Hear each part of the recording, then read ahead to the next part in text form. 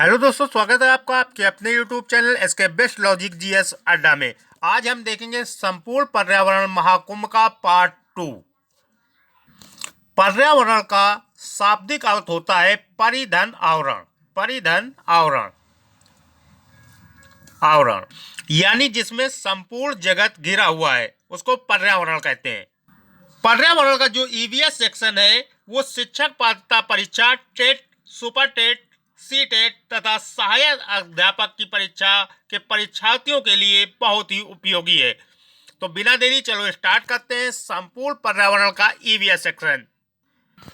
Question number 1 कह रहा है पर्यावरण और जीवित समुदायों के बीच संबंधों के अध्ययन को क्या कहा जाता है? पारिस्थितिकी कहा जाता है। दोस्तों, पर्यावरण और जीवित समुदाय के बीच जो संबंध बनता है उसको पारिस्थितिकी कहा जाता है। पारिस्थितिकी। आगे देखिए, अगला क्वेश्चन कह रहा है पारिस्थितिकी का अध्ययन सबसे पहले किसने किया था? Most important question. पारिस्थितिकी का अध्ययन सबसे पहले किया था अर्नेस्ट हैकेल ने। अर्नेस्ट हैकेल ने सबसे पहले पारिस्थितिकी पर अध्ययन किया था। Very very important. आगे देखिए, अगला क्वेश्चन कह रहा है सबसे पहले पारितंत्र शब्द का परिचय किसने दिया? एजी टांसले ने। एजी टांसले ने सबसे पहले पारितंत्र शब्द का परिचय दिया था। पारितंत्र शब्द का एजी टांसले। सारे क्वेश्चन वेरी वेरी इंपॉर्टेंट है, तो सेशन को लास्ट तक देखिए। देखिए अगला क्वेश्चन कह रहा है पारिस्थितिकी तंत्र का शब्द का प्रयोग सर्वप्रथम किस वर्ष किया गया? 1935 में किया गया था। पारिस्थितिकी तंत्र का प्रयोग सर्वप्रथम 1935 में किया गया था। इस शब्द का सर्वप्रथम प्रयोग। आगे देखिए अगला क्वेश्चन। अगला क्वेश्चन कह रहा है पारिस्थितिकी के दो घटक कौन से हैं? उत्तर है जैविक और अजैविक। पारिस्थितिकी के दो घटक होते हैं जिनका नाम है जैविक और अजैविक। ये पारिस्थितिकी तंत्र के दो घटक हैं। आगे देखिए, अगला क्वेश्चन कह रहा है दो पारितंत्रों के बीच संक्रमणकालीन क्षेत्र क्या कहलाता है? उत्तर है इकोटोन। दो पारितंत्रों के बीच जो संक्रमणकालीन क्षेत्र होता है वो इकोटोन नाम से जाना जाता है, यानी उसको इकोटोन कहा जाता है। आगे देख लेते हैं अगला क्वेश्चन। अगला क्वेश्चन कह रहा है आवास पर आधारित पारितंत्र के दो भाग कौन से हैं? उत्तर है स्थलीय और जलीय। आवास पर पूछ रहा है, कह रहा है आवास पर आधारित पारितंत्र के दो भाग। आवास पर आधारित पारितंत्र के दो भाग होते हैं जिनका नाम है स्थलीय और जलीय। Very important question. आगे देखिए, अगला क्वेश्चन कह रहा है स्थिर मीठे पानी के पारिस्थितिकी तंत्र को क्या कहा जाता है? उत्तर है मसूर। स्थिर मीठे पानी के पारिस्थितिकी तंत्र को मसूर नाम से जानते हैं, यानी उसे मसूर कहा जाता है। स्थिर मीठे पानी के पारिस्थितिकी तंत्र को। आगे देखिए, आपकी शिक्षक पात्रता भर्ती में पर्यावरण से यही क्वेश्चन बनते हैं। ज्यादातर यही क्वेश्चन पूछे जाते हैं। पिछली परीक्षाओं का अध्ययन करने के बाद ये क्वेश्चन मैं आपके लिए लेकर आया हूं। देखिए अगला क्वेश्चन। अगला क्वेश्चन कह रहा है मीठे पानी का गतिशील पारिस्थितिकी तंत्र क्या कहलाता है? उत्तर है लोटिक। मीठे पानी का गतिशील कह रहा है, इसमें गतिशील पारिस्थितिकी तंत्र जो है वो लोटिक नाम से जाना जाता है, यानी लोटिक कहलाता है। आगे देखिए, अगला क्वेश्चन कह रहा है पारिस्थितिकी तंत्र में जीव के कार्यात्मक भूमिका को क्या कहा जाता है? उत्तर है आला। पारिस्थितिकी तंत्र में जीव की जो कार्यात्मक भूमिका होती है उसे आला नाम से जाना जाता है, यानी उसे आला कहते हैं जीव की कार्यात्मक भूमिका को पारिस्थितिकी तंत्र में। आगे देखिए, अगला क्वेश्चन कह रहा है पारितंत्र में वे जैविक घटक जो अपना भोजन स्वयं बनाते हैं क्या कहलाते हैं? निर्माता कहलाते हैं। पारितंत्र में बहुत से जैविक घटक होते हैं, लेकिन जो जैविक घटक अपना भोजन का निर्माण स्वयं करते हैं यानी अपना भोजन स्वयं बनाते हैं, वो निर्माता कहलाते हैं, निर्माता। आगे देखिए, अगला क्वेश्चन कह रहा है पारितंत्र में स्थायी जैविक समूह को क्या कहा जाता है? उत्तर है इकोटोन या संक्रमण। पारितंत्र में जो स्थायी जैविक समूह होते हैं वो इकोटोन नाम से जाने जाते हैं या संक्रमण नाम से जाने जाते हैं। इकोटोन या संक्रमण कहलाते हैं स्थायी जैविक समूह के। आगे देखिए, अगला क्वेश्चन कह रहा है जब किसी क्षेत्र में एक प्रजाति की संख्या अन्य समुदायों से अधिक हो जाती है तो उसे क्या कहा जाता है? एज इफेक्ट कहते हैं उसे। जब किसी क्षेत्र में एक प्रजाति की संख्या, जो कई प्रजातियां होती हैं उनमें से एक प्रजाति की जो संख्या है वो अन्य समुदायों से यानी अन्य प्रजातियों से अधिक हो जाती है तो उसे एज इफेक्ट कहते हैं, एज प्रभाव। आगे देखिए, अगला क्वेश्चन कह रहा है विश्व के किस क्षेत्र में सबसे जटिल पारिस्थितिकी तंत्र पाया जाता है? उत्तर है भूमध्य सागरीय प्रदेश में।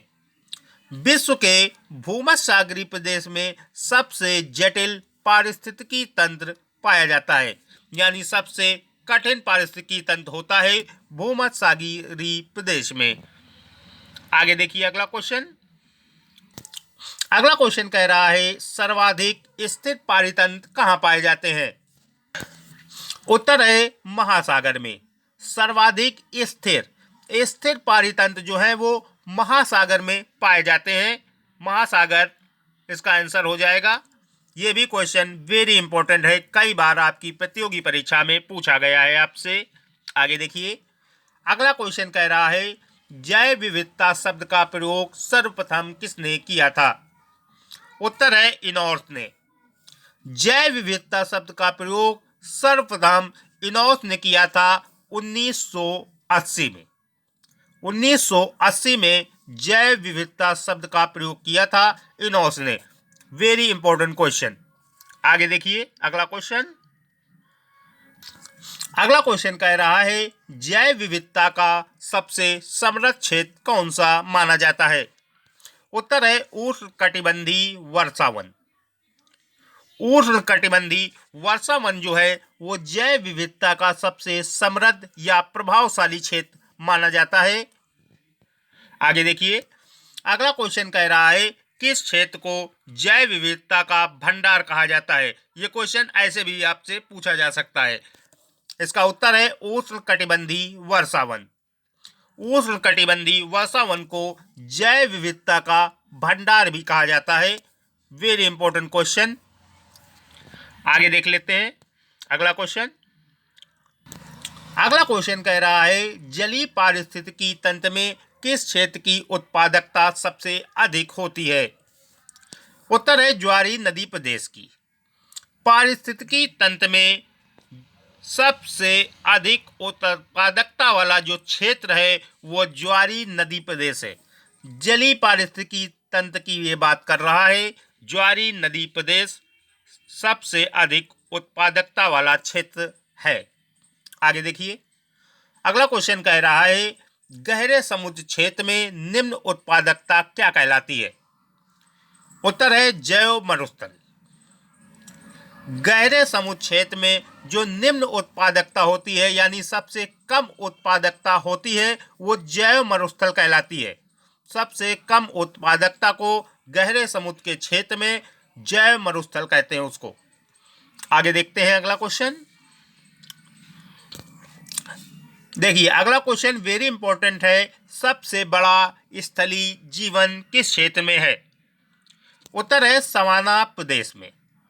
सबसे बड़ा स्थलीय जीवन जो है वो सवाना प्रदेशों में पाया जाता है। सवाना प्रदेश में सबसे बड़ा स्थलीय जीवन का क्षेत्र पाया जाता है। आगे देखिए, अगला क्वेश्चन कह रहा है विश्व के कितने प्रतिशत भाग पर सवाना क्षेत्र का कब्जा है? उत्तर है 24%। विश्व के 24% भाग पर सवाना क्षेत्र फैला हुआ है, यानी सवाना क्षेत्र का विस्तार विश्व के 24% भाग पर है। Very important question. आगे देखते हैं अगला क्वेश्चन। अगला क्वेश्चन कह रहा है शाकाहारी जंतु भी क्या कहलाते हैं? उत्तर है प्राथमिक उपभोक्ता। शाकाहारी जंतु जो हैं वो प्राथमिक उपभोक्ता भी कहलाते हैं। वेरी इंपॉर्टेंट क्वेश्चन, कई बार एग्जाम में आया हुआ क्वेश्चन है ये। शाकाहारी जंतुओं को प्राथमिक उपभोक्ता भी कहा जाता है। आगे देखिए, अगला क्वेश्चन कह रहा है पहले पोषण क्रम में कौन शामिल है? उत्तर है पौधे। पहले पोषण क्रम में पौधों को शामिल किया गया है, इसलिए पहले पोषण क्रम में पौधे शामिल है। Very important question. आगे देखिए अगला क्वेश्चन। अगला क्वेश्चन कह रहा है खाद्य श्रृंखला प्रणाली में एक पोषण क्रम से दूसरे पोषण क्रम में ऊर्जा परिवर्तन का प्रतिशत कितना होता है? उत्तर है 10%। खाद्य श्रृंखला प्रणाली में एक पोषण क्रम से दूसरे पोषण क्रम में जो ऊर्जा परिवर्तित होती है यानी ऊर्जा पहुंचती है उसका परसेंट 10% होता है। 10% ऊर्जा परिवर्तित होती है खाद्य श्रृंखला प्रणाली में एक पोषण क्रम से दूसरे पोषण क्रम में 10%। आगे देखिए, अगला क्वेश्चन कह रहा है प्रकृति का संहारक कौन है? उत्तर है अपघटक। प्रकृति का संहारक जो है वो अपघटक को माना जाता है, यानी प्रकृति का संहारक है अपघटक। ये भी इंपॉर्टेंट क्वेश्चन की श्रेणी में आप रख सकते हैं इसको। आगे देखिए अगला क्वेश्चन। अगला क्वेश्चन कह रहा है वह क्षेत्र जो जैव विविधता में समृद्ध है लेकिन उनका आवास विनाश के कगार पर है, क्या कहलाता है? उत्तर है हॉट स्पॉट। हॉट स्पॉट जैव विविधता का जो क्षेत्र है वो समृद्ध क्षेत्र माना जाता है। हॉट स्पॉट जो है वो जैव विविधता का समृद्ध क्षेत्र माना जाता है, लेकिन उनका जो आवास है वो विनाश की कगार पर पहुंच चुका है। आगे देखिए, अगला क्वेश्चन कह रहा है विश्व में कितने हॉट स्पॉट को मान्यता प्राप्त है? उत्तर है विश्व के लगभग 30 हॉट स्पॉट को मान्यता प्रदान की गई है, यानी सरकार द्वारा इन्हें मान्यता प्रदान है 30 हॉट स्पॉट को। आगे देखिए अगला क्वेश्चन। अगला क्वेश्चन कह रहा है वेरी इंपॉर्टेंट, भारत में कितने हॉट स्पॉट क्षेत्र हैं? उत्तर है 4 हॉट स्पॉट क्षेत्र है। भारत की बात कर रहा है ये। भारत में 4 हॉट स्पॉट क्षेत्र है। वेरी इंपॉर्टेंट, एग्जाम में क्वेश्चन बनता है ये। देखिए अगला क्वेश्चन। अगला क्वेश्चन कह रहा है किस क्षेत्र को भारत में पहला हॉट स्पॉट घोषित किया गया था? उत्तर है पश्चिमी घाट। नीलगिरी का जो क्षेत्र है उसको भारत में पहला हॉट स्पॉट घोषित किया गया था, पश्चिमी घाट या नीलगिरी क्षेत्र। Very important question. आगे देखिए अगला क्वेश्चन। अगला क्वेश्चन कह रहा है महासागरीय संवेदनशील क्षेत्र को क्या कहा जाता है? उत्तर है आशा स्थान। महासागरीय संवेदनशील जो क्षेत्र है उसको आशा स्थान नाम से जाना जाता है, यानी उसे आशा स्थान क्षेत्र कहा जाता है, महासागरीय संवेदनशील क्षेत्र को। आगे देखिए, अगला क्वेश्चन कह रहा है वैश्विक जैव विविधता में भारत का योगदान कितने प्रतिशत है? वेरी इंपॉर्टेंट, 8% है। वैश्विक जैव विविधता में भारत का जो योगदान है वो 8% है। 8% भारत योगदान करता है वैश्विक जैव विविधता में। वेरी वेरी इंपॉर्टेंट, आप चाहें तो इसको स्टार मार्क कर सकते हैं। आगे देखिए अगला क्वेश्चन। अगला क्वेश्चन वेरी इंपॉर्टेंट, भारत के किस क्षेत्र में जैव विविधता सर्वाधिक पाई जाती है? उत्तर है साइलेंट वैली में। साइलेंट वैली जो केरल में स्थित है, इस क्षेत्र में भारत में जैव विविधता जो है वो सर्वाधिक यानी सबसे अधिक पाई जाती है। साइलेंट वैली केरल में है। आगे देखिए, अगला क्वेश्चन कह रहा है ग्लोबल वार्मिंग के लिए कौन सी गैस सर्वाधिक जिम्मेदार है? उत्तर है कार्बन डाइऑक्साइड। ग्लोबल वार्मिंग के लिए कार्बन डाइऑक्साइड गैस जो है वो सर्वाधिक जिम्मेदार है, यानी कार्बन डाइऑक्साइड का सबसे अधिक प्रभाव पड़ता है ग्लोबल वार्मिंग में। आगे देखिए अगला क्वेश्चन। आप सेशन को केवल ध्यान से देखते रहिए और कुछ ही समय में आपकी पूरी पर्यावरण तैयार हो जाएगी। पर्यावरण के क्वेश्चन आपसे बच के एग्जाम में नहीं जा सकते हैं। देखिए अगला क्वेश्चन। अगला क्वेश्चन कह रहा है ग्रीन हाउस प्रभाव के लिए कौन सी गैसें जिम्मेदार हैं? उत्तर है CO2, NH4, N2O, CFC, carbon fluorocarbon. Green house प्रभाव के लिए ये निम्न गैसें जिम्मेदार हैं। ये क्वेश्चन एग्जाम में आपके कई बार पूछा गया है, ग्रीन हाउस प्रभाव। आगे देखिए अगला क्वेश्चन कह रहा है किस शिखर सम्मेलन को ग्रीन हाउस शिखर सम्मेलन के रूप में जाना जाता है? उत्तर है क्योटो प्रोटोकॉल को। क्योटो प्रोटोकॉल को ग्रीन हाउस शिखर सम्मेलन के रूप में जाना जाता है। ये एग्जामिनर का फेवरेट क्वेश्चन माना जाता है, इसलिए इसको आप स्टार मार्क कर सकते हैं। आगे देखिए अगला क्वेश्चन।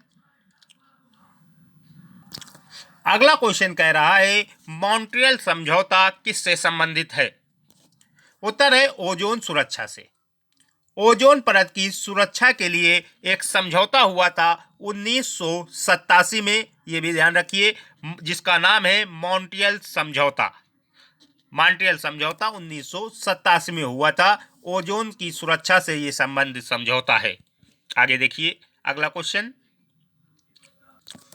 अगला क्वेश्चन कह रहा है ओजोन परत वायुमंडल के किस क्षेत्र में स्थित है?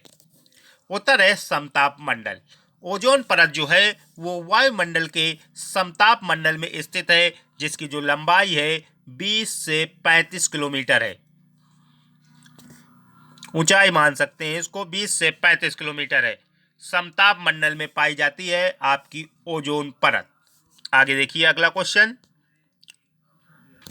अगला क्वेश्चन कह रहा है ओजोन छिद्र की खोज सबसे पहले किसने की थी? उत्तर है फोरमैन ने। ओजोन छिद्र जो है यानी ओजोन में जो छेद पाया गया है उसकी खोज सर्वप्रथम फोरमैन ने की थी 1985 में। यह भी ध्यान रखिए 1985 में की थी फोरमैन ने ओजोन छिद्र की खोज। आगे देखिए अगला क्वेश्चन कह रहा है ओजोन रिक्तीकरण के लिए कौन सी गैस सर्वाधिक प्रभावी है? उत्तर है CFC। CFC यानी क्लोरोफ्लोरोकार्बन। ओजोन रिक्तीकरण के लिए सर्वाधिक जिम्मेदार गैस क्लोरोफ्लोरोकार्बन को माना जाता है, CFC। आगे देखिए अगला क्वेश्चन।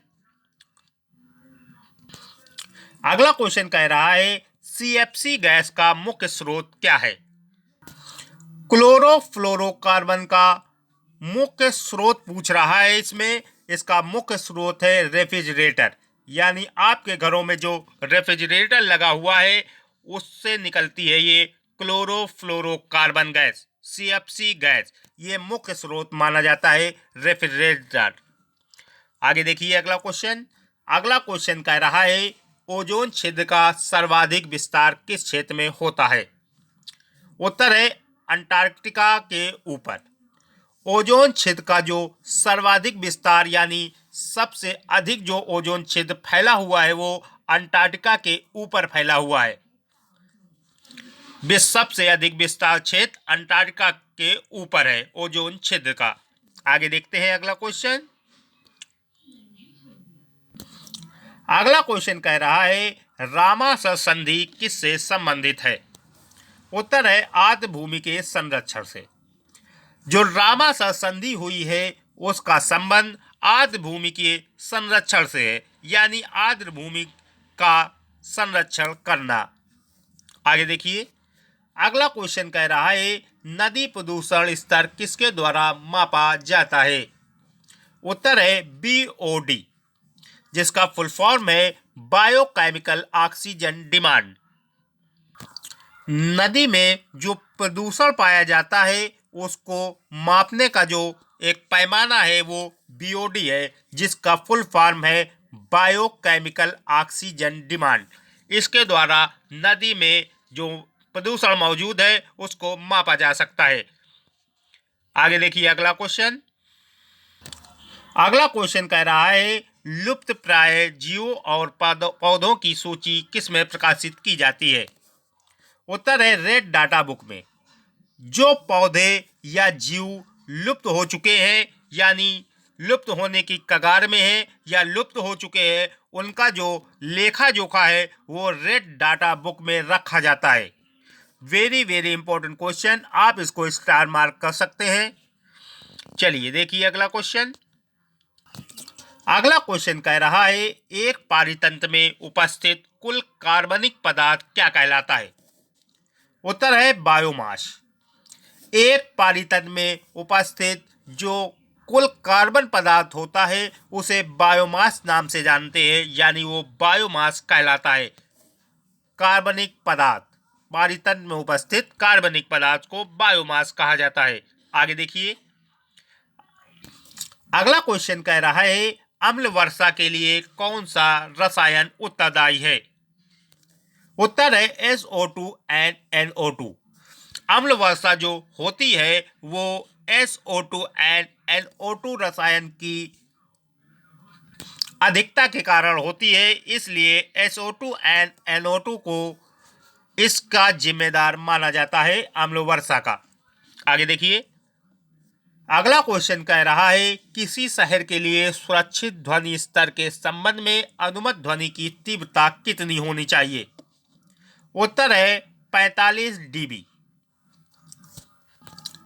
किसी शहर के लिए जो सुरक्षित ध्वनि का जो स्तर है वो 45 dB होना चाहिए।